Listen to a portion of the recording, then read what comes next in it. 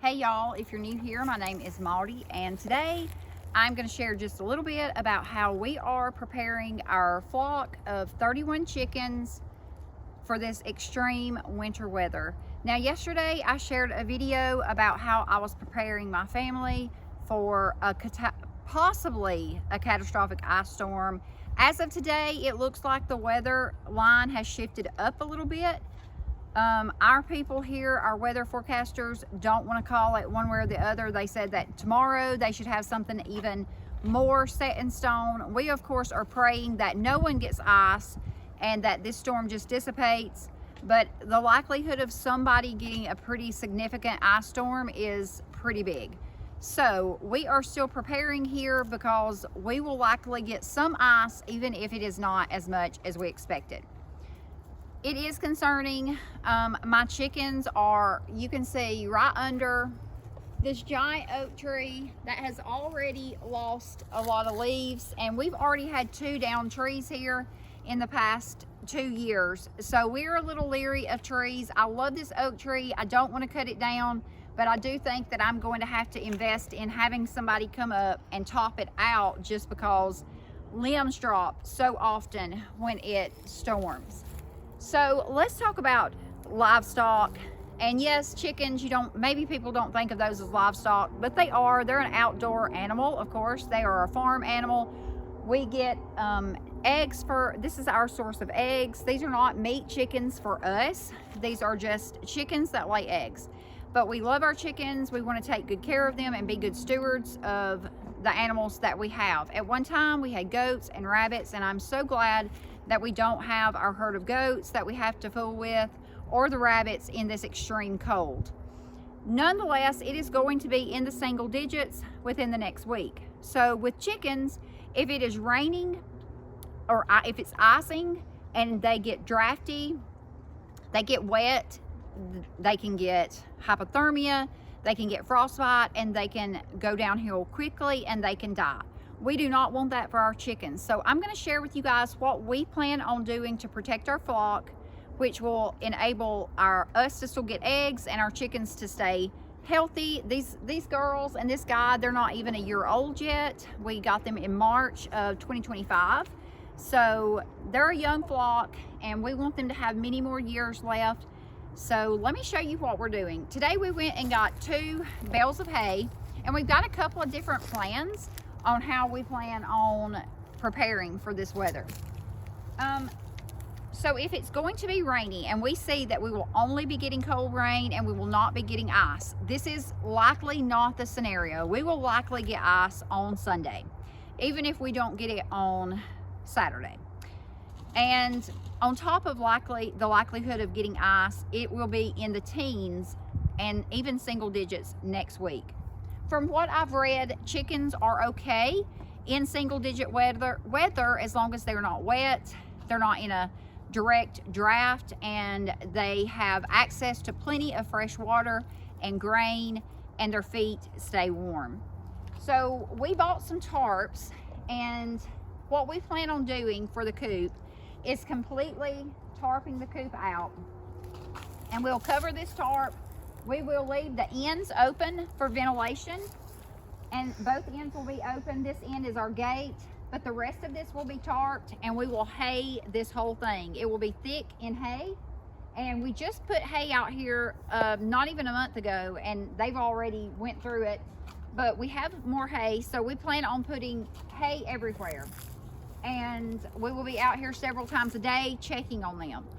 However, if I do see that it is for sure going to be icy, and I'm going to have to make a call on this most likely tomorrow, because I'd like to have the girls and our guy, I'd like to have them moved out to the barn by Friday, if that is indeed what is going to happen. If that is the case, we're going to call that worst case scenario. If you have chickens and they're in ice, you're not gonna, that's just not good. So what we're going to do is we're going to move our chickens over here to the barn, and you can come over here with me. I'm going to show you what we're working with here. Now, this was our goat enclosure, so it's not in the best of shape. Nothing has been in here in quite a while, and actually what we plan on doing out here this spring is this whole area will be raised bed gardens. So this is just sitting for right now. But we've got a barn here that you can see. I've got my Christmas decorations in it actually. Our goat had busted the window out of this barn, but this is a big barn.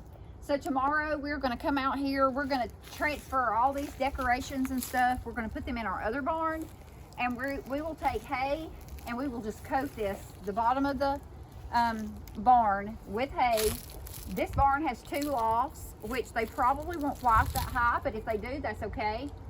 It has some things that they can get up on, roost on.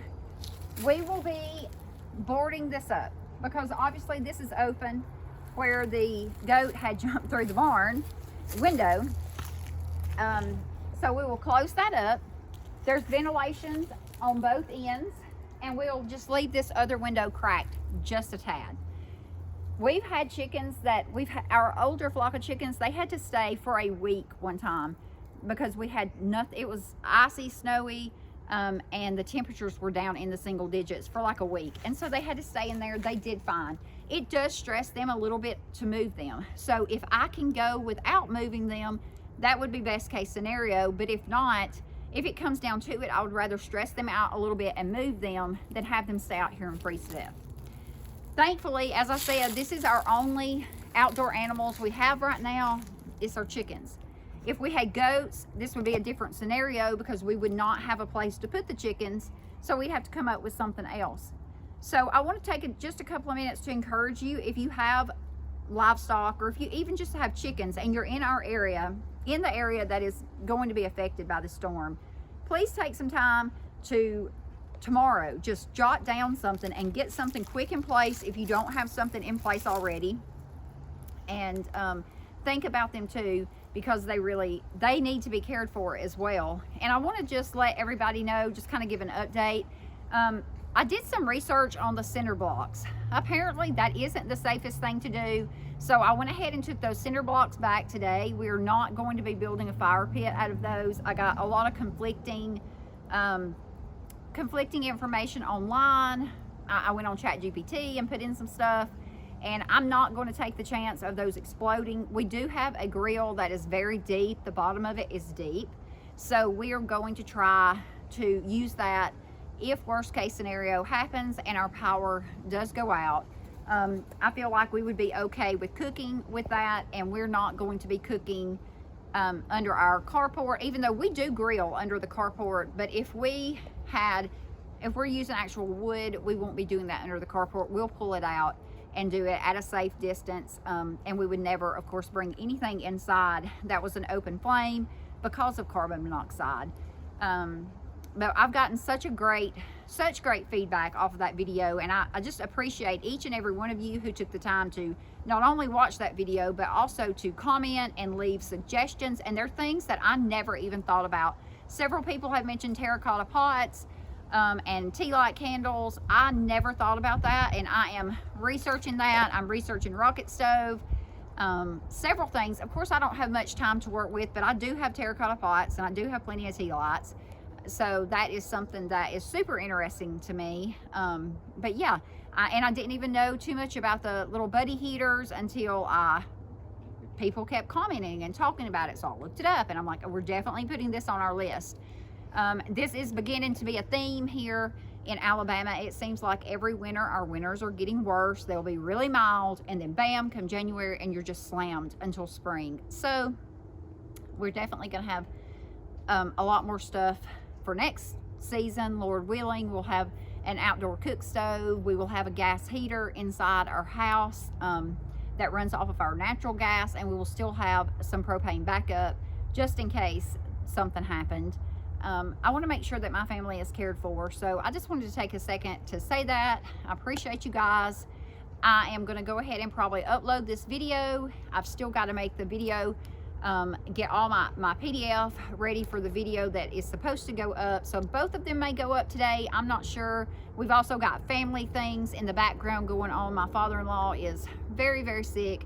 So we just got just a ton of stuff going on. So we would really appreciate your prayers just in general for our family. Yeah, that is all. That's all I have for you right now, guys. Please stay safe, stay warm, don't do anything crazy.